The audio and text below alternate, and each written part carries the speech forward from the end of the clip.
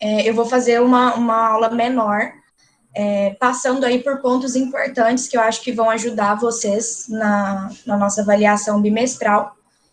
Queria deixar registrado aqui, né, pedir desculpa e agradecer já a compreensão de todo mundo da questão da semana passada, que eu não estava me sentindo muito bem, não estava em condições de dar aula, então obrigada pela compreensão de todos. E aí, semana passada, o que eu ia fazer era justamente isso, né, eu ia fazer uma recapitulação aí, buscando todos os pontos importantes que nós vimos até agora. Nós vimos o que é, né, o tombamento, o registro e o inventário, qual que é a importância deles, quem são os órgãos que cuidam do patrimônio, o que é o patrimônio, né, mesmo, quais conceitos, quais os pensadores dos nossos documentos aí, como eles estão trabalhando essas questões. Então, eu resolvi abrir hoje a aula pelo menos um pouquinho para voltar, caso vocês tenham dúvida também, fiquem à vontade para perguntar.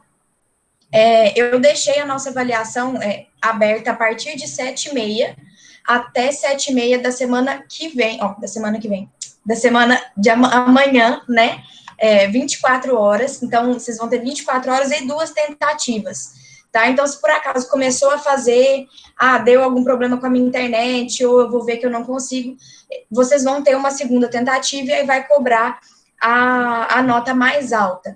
Mas, de toda forma, gente, isso é mesmo para ajudar vocês caso dê algum problema, tá? Não vai sendo, vou fazer a prova inteira e aí depois vou tentar fazer de novo. Não, não funciona assim, tá? É mais mesmo para garantir caso aconteça algum problema.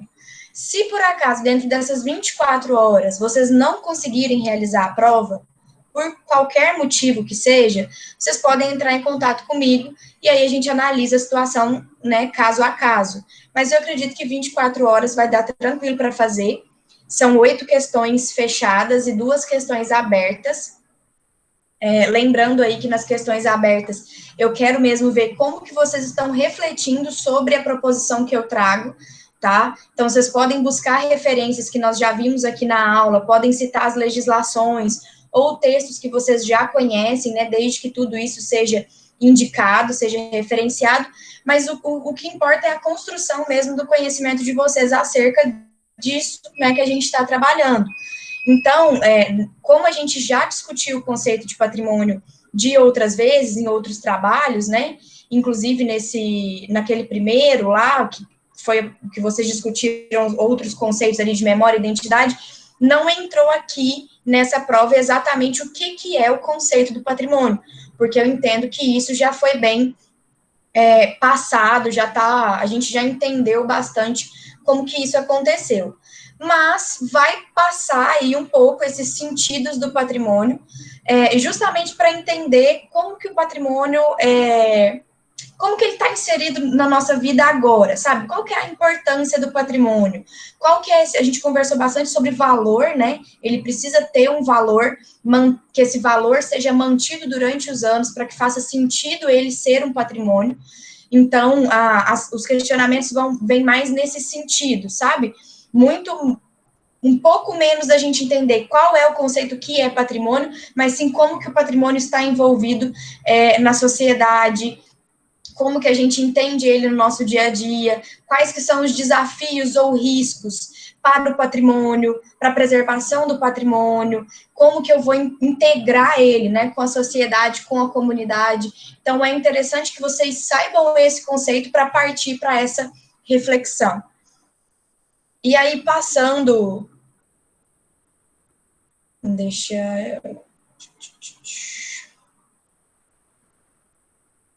Eu vou compartilhar. Ai, Jesus.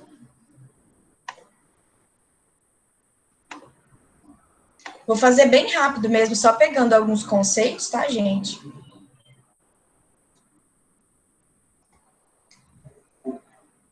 Esse daqui é um material que vocês já têm, né, que está disponível no Moodle, eu usei em alguma outra aula, não me lembro exatamente qual, mas vocês tiveram acesso a esse material. E aí eu queria começar bem por aqui, essa ideia de patrimônio material e imaterial. Nós sabemos o que é o patrimônio, né, como eu já deixei claro, isso ficou mais nos trabalhos, E aqui a gente tem desses dois conceitos, o patrimônio material, que vai ser aquele que eu literalmente posso tocar, posso encostar, né, que são os edifícios,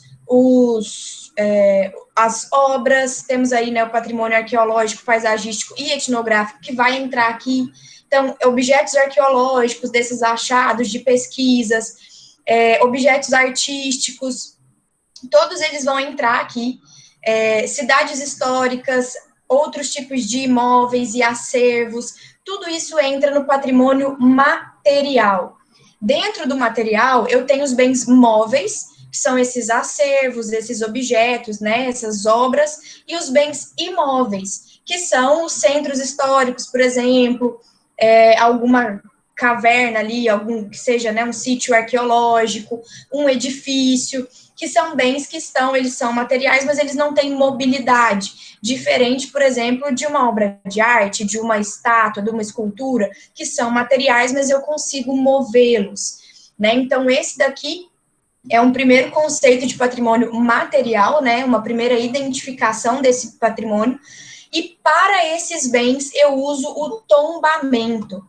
Tem muita gente que tem mania de usar o tombamento para tudo, mas lembrem-se disso, gente, o tombamento eu uso para bens materiais, tá?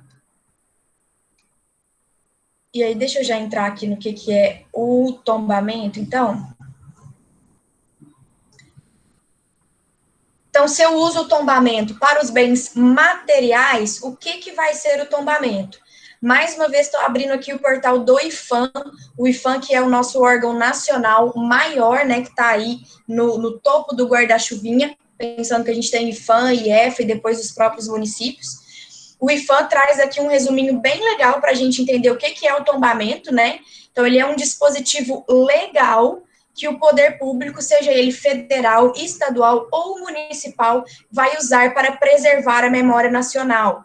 Então, ele é um ato administrativo mesmo, né? Ele não é simplesmente uma lista, uma listagem desses bens, ele não é simplesmente colocar uma plaquinha ali, um número, uma identificação, ele é um ato que vai declarar aqueles bens que são de importância para alguma comunidade, algum grupo, né, para a sociedade, declarar a importância, reconhecer acho que é uma palavra melhor, reconhecer a importância desse bem e vai buscar protegê-lo.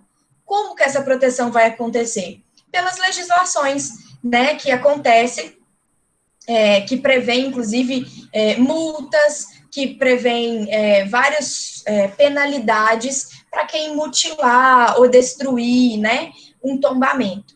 Então, para os bens materiais, sejam eles móveis ou imóveis, eu vou usar o tombamento. Ele é o instrumento que é mais conhecido, né, de proteção, mais utilizado também. Por quê? Porque ele é o mais antigo, né, desde o decreto lá de 1937, nós já temos essa ideia de preservação, então, por isso, ele é o mais importante nesse sentido de conhecimento mesmo, né? É comum que as pessoas já tenham ouvido falar sobre o tombamento. E o que eu posso tombar? Qual que é o procedimento? Qualquer pessoa pode executar um tombamento, pode solicitar que um tombamento seja feito, lembrando que o bem tem que ter uma importância, né? Essa importância, ela pode ser para uma comunidade específica, e ela vai passar por um processo, né? Um levantamento da história, de o que ele representa, para quem que ele é importante. Então, tem toda uma documentação que vai ser elaborada para garantir que esse bem realmente merece ser declarado patrimônio. Ó, aqui é o que eu falei dos bens móveis e dos bens imóveis, né? Então, coleções arqueológicas, acervos, sejam eles de qualquer natureza, são bens móveis. E os imóveis são aqueles, né, que a gente não consegue modificar. Existem os livros do tombo, eu acho que eu não coloquei nenhum livro, nenhuma menção ao livro na prova, mas é importante a gente lembrar que temos aí diferentes livros, né? E que aí, dependendo da natureza do bem, a gente vai incluir eles ali, e eles estarão sujeitos à vigilância do IPHAN, à vigilância do IEFA, à vigilância do governo municipal, né, das prefeituras, dos conselhos e da própria sociedade civil, que também é um agente de preservação, também vai estar ligado aí ao patrimônio. E o patrimônio imaterial? O patrimônio material vai ser tudo aquilo que a gente não consegue encostar, não consegue pegar, né? Tem uma apreensão de uma maneira diferente, que são os saberes, os ofícios, os modos de fazer, as celebrações. O que é importante eu lembrar do patrimônio imaterial? Ele não esteve presente desde o início das discussões, seja no Brasil ou seja em outros países.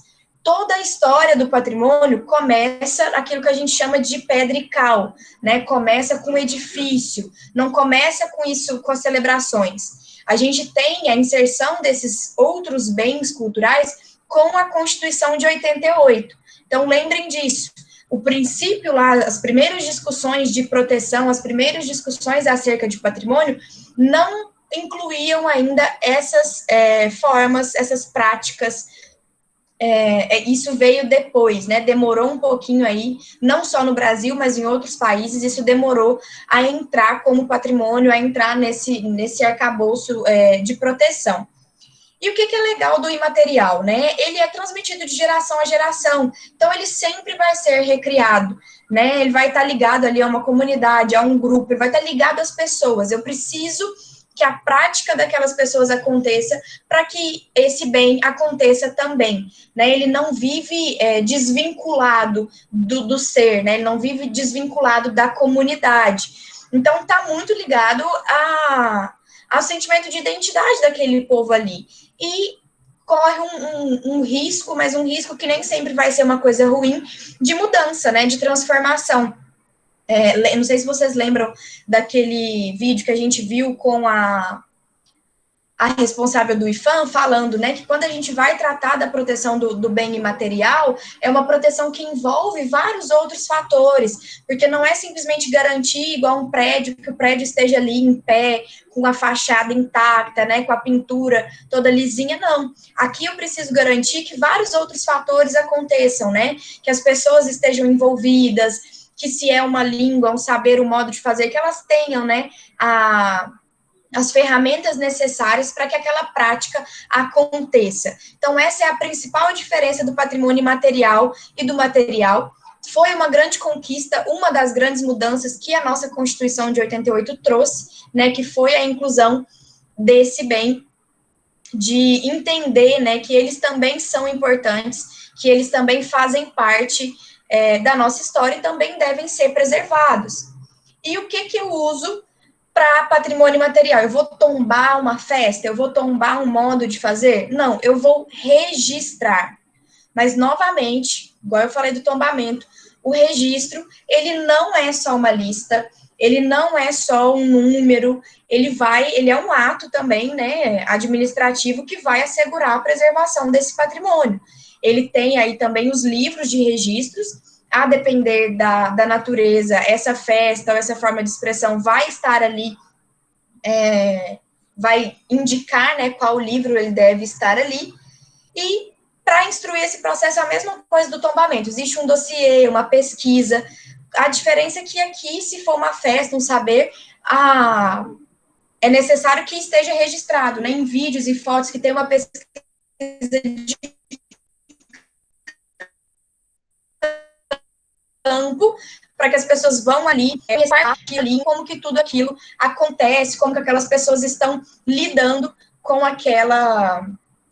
com aquele bem, né? Então, nós temos aí que o tombamento é para os bens materiais, o registro para os bens imateriais, e o inventário vai ser esse instrumento que vem antes, né? Que eu vou identificar primeiro, eu vou listar, aí sim o inventário tem uma lista de bens ali que podem ser numerados, né? Podem ser indicados, porque eles possivelmente podem se tornar patrimônio, né? Eles podem ser registrados ou tombados, mas o inventário, ele é um terceiro item. Ele não garante que o bem já está tombado ou já está registrado.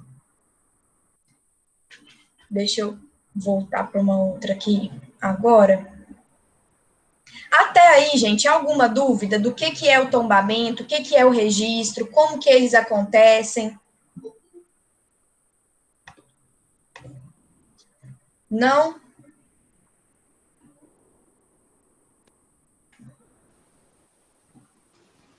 Então, vou compartilhar aqui uma outra guia, que é a da Constituição agora. Por que é importante? Primeiro que a Constituição rege, assim, basicamente tudo da nossa vida, né, aqui no Brasil. Mas ela também foi um marco muito importante quando a gente trata de patrimônio. Aqui o artigo 216, ele fala sobre o patrimônio. Vemos aqui que ele já inclui material e imaterial, como eu disse. Ele inclui também diferentes grupos formadores da sociedade brasileira. Então, a gente vê aí alguns grupos que historicamente vinham sendo excluídos, né? Eles começam a ser inseridos também. Então, não necessariamente tem que ser.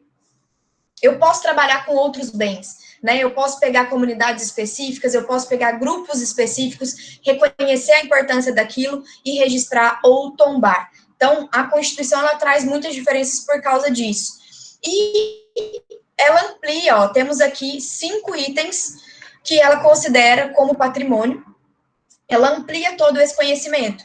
Nós temos aí as formas de expressão, os modos de criar, de fazer e viver, criações científicas, artísticas e tecnológicas, obras, objetos, documentações, edificações, demais espaços destinados a essas manifestações, conjuntos urbanos e sítios de valor histórico, paisagístico, artístico, arqueológico, paleontológico, ecológico e científico. Então, abre o guarda-chuvão imenso, né?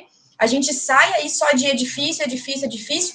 Eu tenho aqui uma gama gigantesca do que eu posso trabalhar como patrimônio. Então, é bom que a gente pense isso. Primeiro, pensar nessas palavrinhas aqui, identidade, ação e memória, né? E pensar todas essas opções que eu tenho de reconhecer o que é aquilo que está ligado à nossa identidade, né? Seja enquanto São Gotardense, ou enquanto mineiro, ou enquanto brasileiro. Eu tenho possibilidades, amplas possibilidades de entender e de trabalhar o patrimônio. E uma outra mudança, uma outra ampliação aí no pensamento, o poder público, com a colaboração da comunidade, promoverá e protegerá o patrimônio. Então, é importante a gente pensar o quê? Só o poder público, só o governo, só a prefeitura, só o Estado, só a federação que vai lidar com a preservação do patrimônio? Não. A comunidade também tem uma parcela na preservação, ela também pode ser agente de preservação, né? E aí temos aqui várias formas, né? Os inventários, registros, vigilância, né? Às vezes a comunidade não pode proceder com um tombamento ou um registro, mas ela pode indicar bens para isso, ou ela pode agir aqui na vigilância, identificando quais que são ações que colocam em risco o patrimônio, né? A desapropriação é uma das formas também de proteção, lembrando que no caso de bens bens que são privados, né? Por exemplo, vão tombar a minha casa. Eu não vou ser desapropriada, seja do terreno, do edifício. O edifício continua sendo meu, aquele terreno, aquele local continua sendo meu.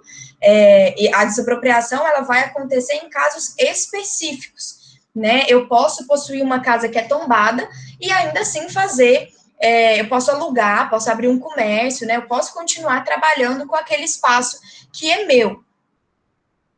E aí nós temos aqui outros itens, né, que vão entrar no patrimônio, mas o principal de lembrar das mudanças da Constituição é exatamente isso daqui, né, que amplia o nosso entendimento do que é o bem cultural, né, o material e o material, e toda essa amplitude aqui que esses 5 incisos trazem para a gente. Pontos importantes da gente entender aí do tombamento, acho que isso tinha virado até pergunta em uma das aulas, e eu acabei não falando aqui, que eu posso fazer um tombamento amigável, né, no caso desses bens que são privados, mas eu posso também fazer um tombamento que não é amigável, né? Existe aí três modalidades, um que é o de ofício, né, esse de ofício, ele vai ser sobre bens que já pertencem ao governo, seja a União, aos estados ou aos municípios, né, então vai ser ligado aí diretamente, é um ato do próprio administrador público, né, então quando vocês ouvirem aí tombamento de ofício, saiba que está ligado a esses bens que já pertencem à União, estado ou município. Mas, quando eu vou trabalhar com bens de propriedade aí de outros, né, de pessoa física ou pessoa jurídica, eu posso fazer ele voluntário. Às vezes o próprio proprietário pede, ó, acabei de comprar isso daqui, eu sei que é importante, eu gostaria de ter o valor reconhecido. Ou o conselho solicitou, algum outro, a sociedade, a comunidade solicitou e a pessoa acatou, entendeu a importância. Isso vai entrar como tombamento voluntário, e tem o tombamento compulsório, né, que aí a pessoa não autorizou, ele vai poder passar aí pela justiça, né, a pessoa vai poder contestar aquilo, mas, por fim, se a justiça der a decisão, ele vai acontecer, quer a pessoa queira ou não, né, isso pode acontecer.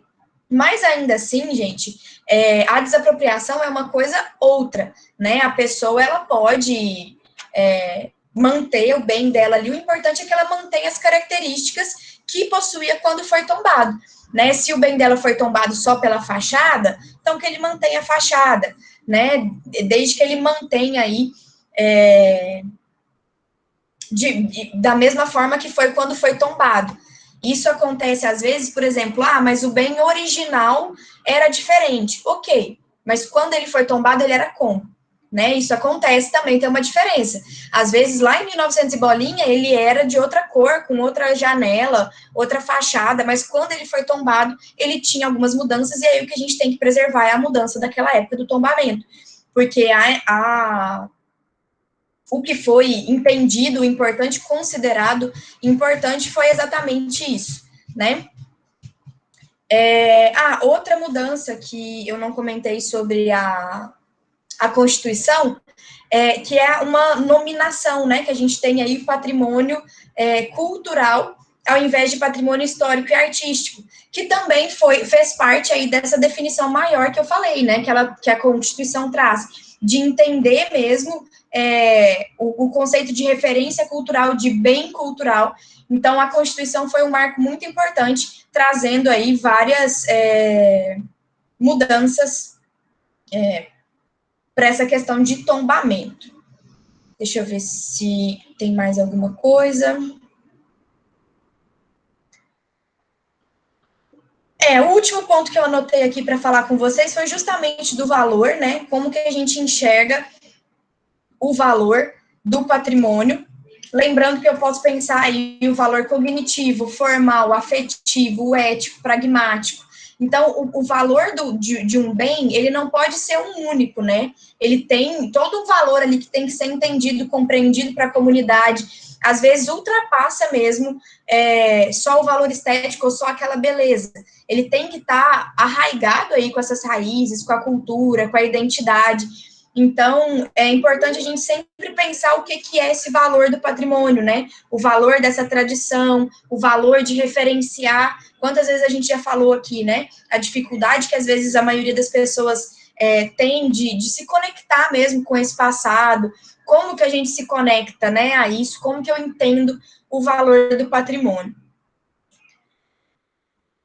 Bom, o que eu tinha anotado aqui que eu queria lembrar com vocês era isso. Alguma dúvida, gente? Alguma coisa que vocês querem fazer um comentário?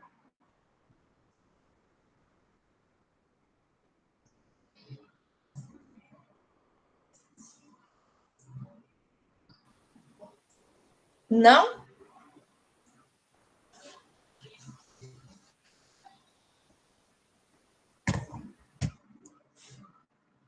Bom, lembrando então que a provinha já vai começar, né? Tem um minutinho aí para que ela vai ser aberta. Eu estarei aqui, não vou estar no Meet, mas se surgir qualquer dúvida, vocês podem mandar um WhatsApp que eu vou ficar de prontidão para orientar vocês, ou não entendi alguma questão, quero, né? Estou à disposição para qualquer dúvida.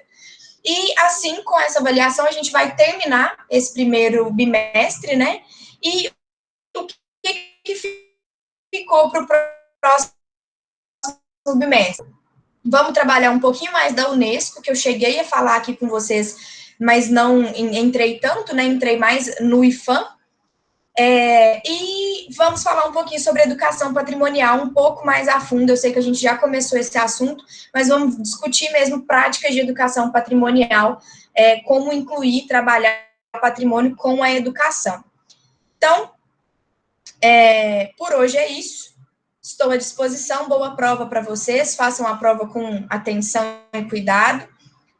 Eu achei que ela está bem, bem fácil. Acho que vocês vão tirar de letra, mas qualquer dúvida, estou à disposição de vocês. Ok? Então, obrigada a todo mundo pela presença. E até semana que vem.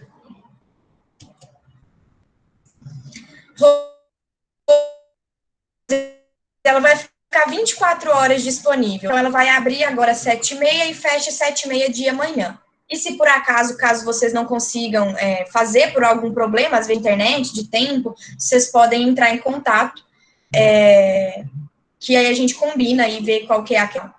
Ok?